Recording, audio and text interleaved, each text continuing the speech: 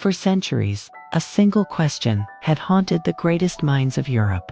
What is our place in the cosmos? By the late 16th century, astronomy was in crisis. Two rival models of the universe competed for dominance. There was the ancient Earth-centered system of Ptolemy, which had held sway for over 1,000 years. And then there was the radical new idea from Copernicus, which placed the sun at the heart of everything. Yet, for all their differences, they shared a fatal flaw.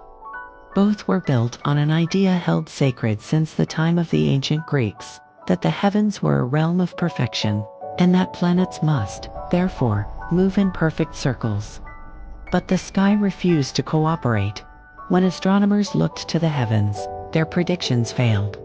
The planets, especially the stubborn red wanderer, Mars, would not conform to their elegant, circular paths. The cosmos was a magnificent, unsolved puzzle, and the key to unlocking it was just out of reach. Into this world of celestial uncertainty stepped Johannes Kepler. A brilliant mathematician and a profoundly religious man, Kepler was driven by a single unwavering conviction that God was a geometer and the universe was a masterpiece of divine mathematical harmony. He believed the secrets of the cosmos were written in the language of numbers, waiting to be deciphered. His great opportunity came when he joined the court of the legendary Danish astronomer, Tycho Brahe. Tycho had spent decades meticulously charting the stars and planets, creating a treasure trove of observational data with unprecedented precision. After Tycho's death, this priceless legacy fell into Kepler's hands. He set his sights on the greatest astronomical problem of his day, the orbit of Mars. For years, Kepler waged what he called his war with Mars, performing thousands of painstaking calculations by hand, desperately trying to fit Tycho's observations into a circular orbit.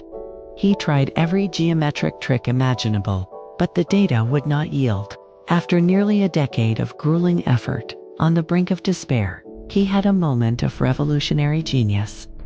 What if the assumption itself was wrong? What if, for 2 millennia, everyone had been blinded by the beauty of the perfect circle? He cast aside the ancient dogma and tested a new shape, the ellipse. The data clicked into place, the numbers aligned perfectly. He had discovered his first law of planetary motion. With the puzzle of the orbit solved, Kepler's mind raced. He knew this was only the first piece of a much larger cosmic symphony.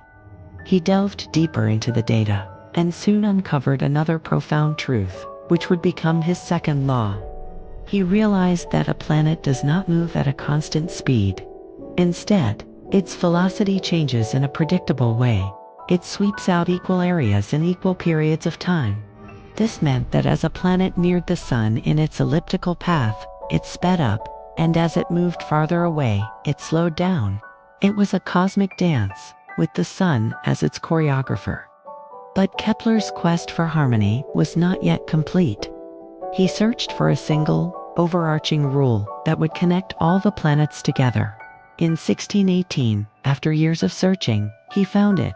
His third law revealed a stunningly simple mathematical relationship linking the time it takes a planet to orbit the sun to its average distance from it. The further the planet, the longer its year, bound by a precise, universal formula. He had found it the harmony of the spheres that he had sought his entire life. Kepler's discoveries were more than just a correction to old models. They were a complete reinvention of science. He had single-handedly transformed astronomy from a purely descriptive geometric exercise into a dynamic, physical science. No longer were the planets mere wandering lights, pushed by angels or celestial spheres. For the first time, they were understood as physical bodies, governed by precise, discoverable, and predictive laws. His 3 laws became the essential foundation upon which all of modern astronomy was built. Decades later, Isaac Newton would recognize that Kepler's laws were the direct consequence of a universal force of gravitation, uniting the heavens and the earth under a single set of principles.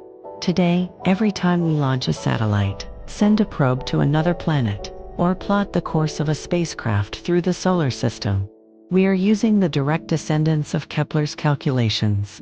He was the man who looked past ancient traditions and saw the universe for what it truly was, forever earning his title as the architect of the cosmos.